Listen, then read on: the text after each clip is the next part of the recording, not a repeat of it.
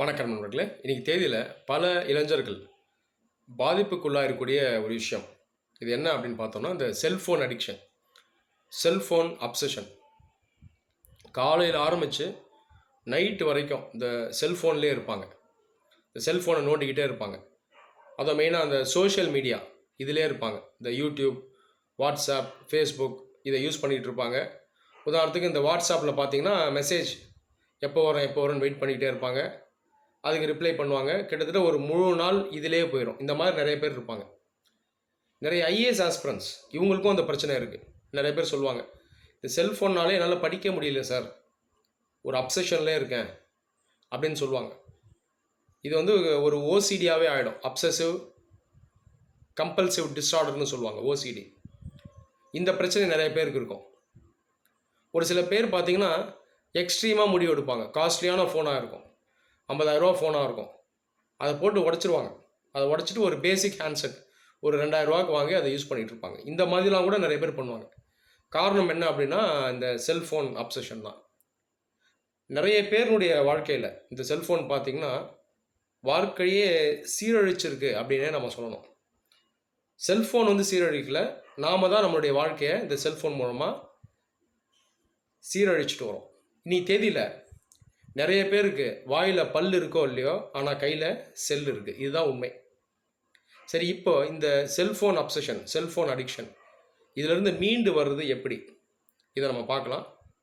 ஒரு 2-3 சிம்பிளான விஷயங்களை நான் உங்களோட ஷேர் பண்ண விரும்புகிறேன். இதை ஃபாலோ பண்ணிங்க அப்படின்னா கண்டிப்பாக ஒரு நல்ல மாற்றம் இருக்கும். ஏற்கனவே உங்களுக்கு நிறைய பேர் இது சம்மந்தமாக அட்வைஸ் பண்ணியிருக்க வாய்ப்பு இருக்குது. ஆனாலும் நான் சொல்கிறத முயற்சி பண்ணி பாருங்கள், கண்டிப்பாக ஒரு நல்ல மாற்றம் இருக்கும். சரி, இப்போ இந்த செல்ஃபோன் இருக்குது இல்லையா, இதை யூஸ் பண்ணுறது சரியா தப்பா? கண்டிப்பாக செல்ஃபோன் வேண்டுமா அப்படின்னு கேட்டிங்கன்னா, கண்டிப்பாக சரியான தேவைக்கு செல்ஃபோனை யூஸ் பண்ணணும் அப்படின்னே நான் சொல்லுவேன். சொல்லப்போனால் செல்ஃபோனில் நிறைய நல்ல விஷயங்கள் இருக்குது. இன்டர்நெட்லேருந்து நாலேஜ் நிறையா கெயின் பண்ணலாம். என்டர்டெயின்மெண்ட்டுக்கு நம்ம யூஸ் பண்ணலாம், ப்ராப்பரான என்டர்டெயின்மெண்ட்டுக்கு யூஸ் பண்ணலாம். நிறைய பேருக்கு அவங்களுடைய ஒர்க்குக்கு இது ரொம்பவே யூஸ்ஃபுல்லாக இருக்கும். உதாரணத்துக்கு இந்த drivers, engineers, self employed people, இதில் பல பேருக்கு இந்த செல்ஃபோன் பார்த்திங்கன்னா அவங்க வேலைக்கே உபயோகமாக இருக்குது. உதாரணத்துக்கு இந்த கேப் டிரைவர்ஸ்லாம் பார்த்திங்கன்னா செல்ஃபோன் இல்லாமல் அவங்களால ஒர்க் பண்ணவே முடியாது. அப்போ கண்டிப்பாக தேவையா அப்படின்னு பார்த்திங்கன்னா கண்டிப்பாக பல விஷயங்களில் இது தேவை தான். ஆனால் அதே நேரத்தில் நிறைய விஷயங்களில் இது பாதகமாகவும் இருக்குது. இனி இதே இதில் நிறைய யங்ஸ்டர்ஸ் நீங்கள் கவனிச்சுப்பீங்க, ஒரு சின்ன அடிஷன் சப்ட்ராக்ஷன் நீங்கள் ஓரளவு சொல்லுங்கள் அப்படின்னு கேட்டால் கூட அதை போடுறதுக்கே செல்ஃபோன் எடுப்பாங்க. அந்த கால்குலேட்டர் ஆப் எடுத்து அதில் போட்டு தான் சொல்லுவாங்க. நீங்கள் கவனிச்சிருப்பீங்க. ஒரு மளிகை கடைக்கு போவாங்க, ஒரு 2-3 சாமான் வாங்குவாங்க, அந்த பில்லை அரைவ் பண்ணுறதுக்கே செல்ஃபோன் எடுத்து தான் அவங்க அரைவ் பண்ணுவாங்க. இத்தனைக்கும் நல்லா எஜுகேட்டடாக கூட இருப்பாங்க. ஆனால் அந்த மளிகை கடையில் வேலை செய்கிறவர் பார்த்திங்கன்னா ஒரு 3ஆம் கிளாஸோ 5ஆம் கிளாஸோ தான் படிச்சிருப்பார். அவர் வந்து மனசுலேயே அதை இது பண்ணி அரைவ் பண்ணி என்ன அமௌண்ட்டுங்கிறது சொல்லுவார். ஆனால் இந்த எஜுகேட்டட் யங்ஸ்டர்ஸ் செல்ஃபோன் இல்லாமல் இந்த மேக்ஸ் இதை வந்து அவங்களால செய்ய முடியாது. இந்த ஒரு பிரச்சனை இருக்குது. அதே போல் நிறைய பேர் பார்த்திங்கன்னா இந்த திசை கூட சரியாக தெரியாது, டைரக்ஷனே தெரியாது. அவங்க வீடு எங்கே இருக்குது, அவங்க ஏரியா எங்கே இருக்குது, அவங்க ஊர் எங்கே இருக்குது அப்படின்ற ஐடியா கூட இல்லாமல் இருப்பாங்க. உங்கள் வீட்டிலேருந்து இந்த டைரக்ஷனில் வாங்கப்பா அப்படின்னா அவங்களால வர முடியாது. எது நார்த், எது சவுத், எது ஈஸ்ட், எது வெஸ்ட்டுன்னு கூட அவங்களால சொல்ல தெரியாது. செல்ஃபோனை வச்சுக்கிட்டு அந்த ஜிபிஎஸ் ஆன் பண்ணிவிட்டு அப்படியே வருவாங்க. அந்த கூகுள் மேப்பை பார்த்துட்டு வருவாங்க. அது எங்கே போய் முட்டுதோ அங்கே போய் அவங்களும் போய் ஸ்டாப் பண்ணிவிட்டு அப்புறம் அங்கேருந்து மறுபடியும் அது எங்கே எடுத்துகிட்டு போகுதுன்னு அதை கவனிச்சுட்டு தான் வருவாங்க. இந்த மாதிரி ஒரு நிலை தான் இருக்குது. அப்போ இந்த செல்ஃபோன் என்ன பண்ணுதுன்னா நம்மளுடைய நேச்சுரலான இன்டெலிஜென்ஸையே டெஸ்ட்ராய் பண்ணிடுது. இந்த மாதிரி ஒரு நிலை இருக்குது. ஒரு சில ஐஏஎஸ் ஆஸ்பிரன்ஸ் நான் வந்து பார்த்துருக்கேன். என்ன பண்ணுவாங்கன்னா செல்ஃபோனை கையமாக இருப்பாங்க, திடீர்னு பார்த்தீங்கன்னா செல்ஃபோனே இருக்காது. என்னப்பா ஆச்சுன்னு கேட்டால், இல்லை செல்ஃபோனை யூஸ் பண்ணல சார்னு சொல்லுவாங்க. ஏன் யூஸ் பண்ணலன்னு கேட்பேன். இல்லை இந்த மாதிரி அடிக்ஷன் ஆகிடுச்சு, என்னால் முடியல, அப்படியே பைத்தியம் பிடிச்ச மாதிரி ஆகிடுச்சு, அதனால் செல்ஃபோன் எடுத்து ஓரம் தூக்கி போட்டேன் அப்படின்னு சொல்லுவாங்க. ஆனால் செல்ஃபோன் வந்து முக்கியமான சில நீட்ஸ்க்கு வேணும் இல்லையா? செல்ஃபோனை வேணான்னு சொல்ல முடியாதுல்ல. செல்ஃபோன் இருந்தால் தான் ஒரு ஆன்சர் எழுதி அனுப்ப முடியும். ஒரு வாதியார் அதில் தான் வந்து ஃபீட்பேக்கை அனுப்ப முடியும். அந்த செல்ஃபோனை வேண்டான்னு திடீர்னு முடிவு எடுக்கிறது எவ்வளோ பெரிய முட்டாள்தனம். அப்போ அப்படியும் இருக்கக்கூடாது. அப்போ தேவைக்கு நம்ம யூஸ் பண்ணணும். சிம்பிளாக சொல்லப்போனால் செல்ஃபோன் நம்முடைய அடிமையாக இருக்கணும். நாம் எப்போ செல்ஃபோனுக்கு அடிமை ஆகிட்டோமோ மிகப்பெரிய ஒரு ஆபத்தான நிலையில் நம்ம ரீச் ஆகிட்டோம் அப்படின்ற ஒரு அர்த்தம் தான் அது. சரி, இப்போது நான் சொல்லக்கூடிய ஒரு 2, 3 விஷயங்களை நீங்கள் ஃபாலோ பண்ணுங்கள். முதல் விஷயம், இந்த செல்ஃபோனால் நீங்கள் பாதிப்புள்ளாக இருக்கீங்க அப்படின்னா, நீங்கள் என்ன பண்ணணும்னா, முதல்ல ஒரு நோட் புக் எடுங்க, இல்லை ஒரு டைரி எடுத்துக்கோங்க. எடுத்துகிட்டு அதில் நீங்கள் என்ன எழுதணும் அப்படின்னா, நீங்கள் யார், ஹூ ஆர் யூ அப்படின்றத எழுதணும்.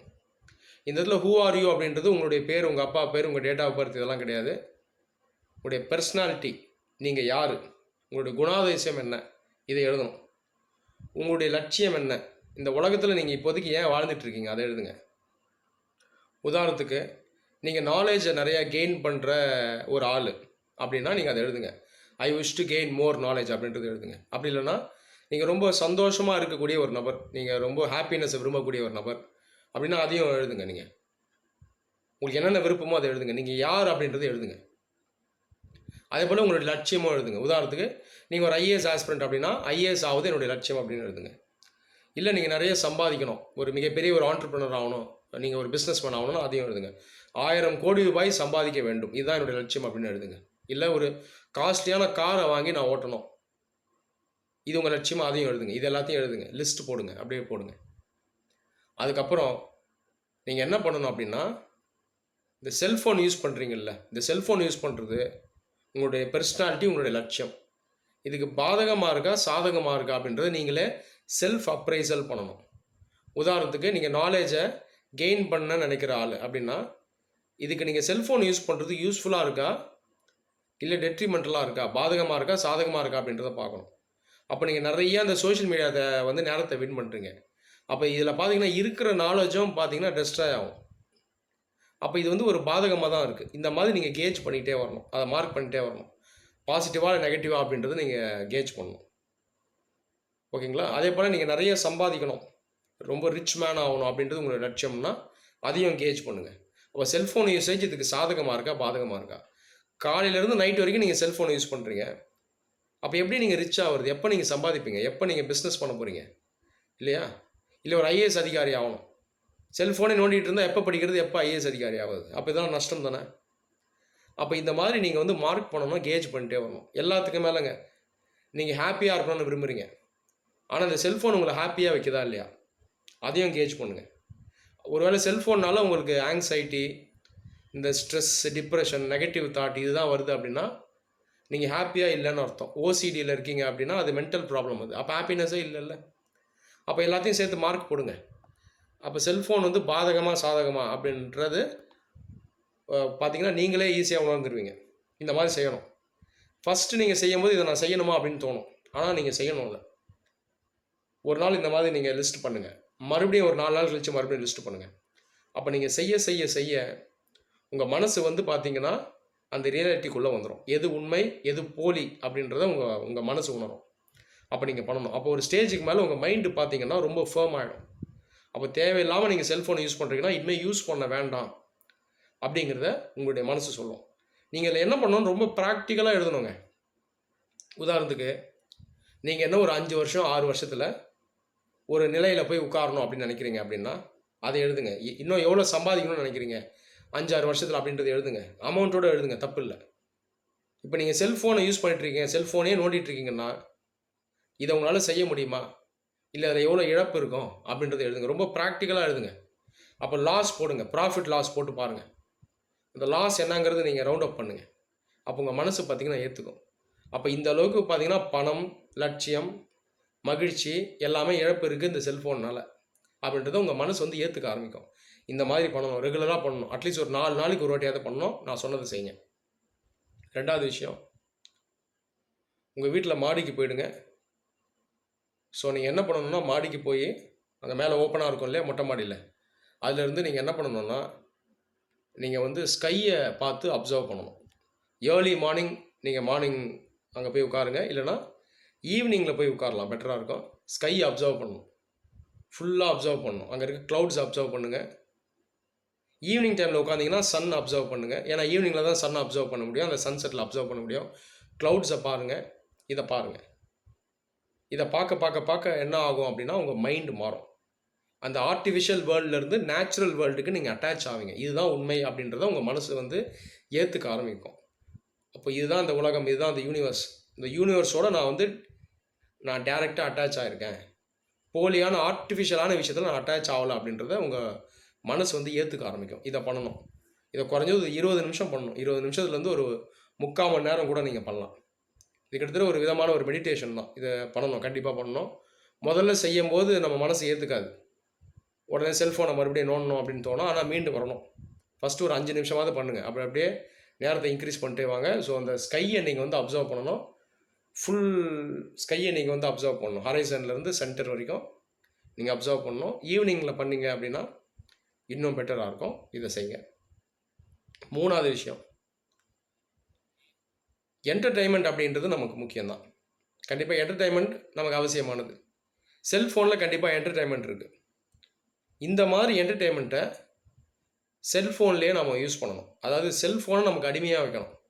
இதை நீங்கள் கான்ஷியஸாக பண்ணணும். செல்ஃபோன் வேணான்னு ஒதுக்கக்கூடாது. அதை வந்து உடச்சி போடலாம் போடக்கூடாது. நீங்கள் என்ன பண்ணணும்னா உங்களை நீங்களே ரெகுலேட் பண்ணி செல்ஃபோனுக்கு நீங்கள் அடிமையாகாமல் செல்ஃபோனை உங்களுக்கு அடிமையாகணும். அப்போ என்ன பண்ணுங்கள், செல்ஃபோனை யூஸ் பண்ணுங்கள், ப்ராப்பரான என்டர்டெயின்மெண்ட்டுக்கு யூஸ் பண்ணுங்கள். உதாரணத்துக்கு சாங்ஸ் கேளுங்க, மூவிஸ் பாருங்கள். இப்போ யூடியூப் யூஸ் பண்ணுறீங்க அப்படின்னா அதில் நீங்கள் ஒரு வேளை சாங்ஸ் கேட்கலாம், மூவிஸ் பார்க்கலாம், இல்லை ஏதாவது ஹியூமர் சீன்ஸ் இருக்குது இதை பார்க்கலாம்.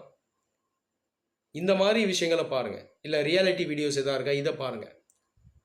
இதை பார்த்துட்டு மறுபடியும் ஓரம் எடுத்து வச்சிடணும். இந்த மாதிரி நீங்கள் செய்யணும். ஓகேங்களா? மறுபடியும் மனசு உங்களுக்கு வந்து அப்சஷன் நோக்கி போதுன்னா மறுபடியும் அந்த டைரி எடுத்து ஆரம்பிக்கணும். இதை செய்யணும். அப்புறம் மறுபடியும் மாடியில் போய் உட்காரணும். மறுபடியும் செல்ஃபோனை யூஸ் பண்ணணும். ஆனால் ப்ராப்பராக யூஸ் பண்ணணும். இந்த மாதிரி செய்யுங்க. அது இல்லாமல் நீங்கள் மற்ற யூசர்ஸ்க்கும் நீங்கள் செல்ஃபோன் யூஸ் பண்ணலாம். ஒரு சில ஸ்டாண்டர்ட் சோர்ஸ்லேருந்து நீங்கள் நாலேஜ் லேர்ன் பண்ணுறீங்க, ஏதோ ஒரு ரெஃபரன்ஸ் தேவை, ஏதோ முக்கியமான நியூஸ் பார்க்கணும், இதுக்கெல்லாம் நீங்கள் யூஸ் பண்ணலாம். இதெல்லாம் நீங்கள் வழக்கமாக யூஸ் பண்ணுற மாதிரியே நீங்கள் பண்ணலாம். ஸோ நான் சொன்ன இந்த 3 விஷயங்களை நீங்கள் செய்யணும். நீங்கள் டைரியில் எழுதணும், ஸ்கை கேசிங் பண்ணணும். 3வதாக செல்ஃபோனை உங்களுக்கு நீங்கள் வந்து அடிமையாக்கணும். வாட்ஸ்அப்பெல்லாம் அன்இன்ஸ்டால் பண்ணக்கூடாது. வாட்ஸ்அப்பில் இருக்கணும். தேவையில்லாத குரூப்லலாம் இருந்து வந்துடணும். ஆனால் வாட்ஸ்அப் அப்படியே வைக்கணும். அந்த அளவுக்கு செல்ஃப் ரெகுலேஷனை நீங்கள் கொண்டு வரணும். அந்த செல்ஃப் ரெகுலேஷன் வந்து வராது. நான் சொன்ன இந்த விஷயங்களை செய்ய செய்ய தான் வரும். ஸ்லோவாக தான் வரும். அது இல்லாமல் கொஞ்சம் முடிஞ்ச வரைக்கும் செல்ஃபோன்லேருந்து வெளியே வந்துடுங்க. வேறு விதமான என்டர்டெயின்மெண்ட்டை நீங்கள் யூஸ் பண்ணுங்கள். உதாரணத்துக்கு மூவிஸ் பாருங்கள், ஸ்போர்ட்ஸ் நீங்கள் பார்க்கலாம், சாங்ஸ் கேளுங்க, டிவி ரேடியோ இதை யூஸ் பண்ணுங்கள். ஸோ இந்த செல்ஃபோன்லேருந்து கொஞ்சம் மற்ற மீன்ஸ் ஆஃப் என்டர்டெயின்மெண்ட் இதுக்கும் அப்படியே கொஞ்சம் மாறி வந்துடுங்க. அது இல்லாமல் இதை தாண்டி நீங்கள் ஃபிசிக்கல் ஆக்டிவிட்டிக்கு வாங்க. எக்ஸசைஸ் பண்ணுங்கள், ஸ்போர்ட்ஸ் விளையாடுங்க, யோகா பண்ணுங்கள், மெடிடேஷன் பண்ணுங்கள். இதுக்கெல்லாம் நீங்கள் போயிடலாம். ஆனால் இதுக்கு போகிறதுக்கு முன்னாடி நான் சொன்ன விஷயங்களை பண்ணணும். அப்போ தான் இதுலேருந்து மீண்டு வர முடியும். அந்த அப்சஷன்லேருந்து நம்மளால் மீண்டு வர முடியும். மீண்டு வந்துட்டீங்க அப்படின்னா ஆட்டோமேட்டிக்காக நம்ம வந்து இன்னொரு உலகத்துக்குள்ளே வந்துடலாம். இந்த உண்மையான உலகத்தில் நாம் வந்துடலாம். ஸோ நான் சொன்ன விஷயங்களை நீங்கள் ரெகுலராக பண்ணுங்கள். கண்டிப்பாக உங்களுக்கு ஒரு நல்ல மாற்றம் இருக்கும். நன்றி.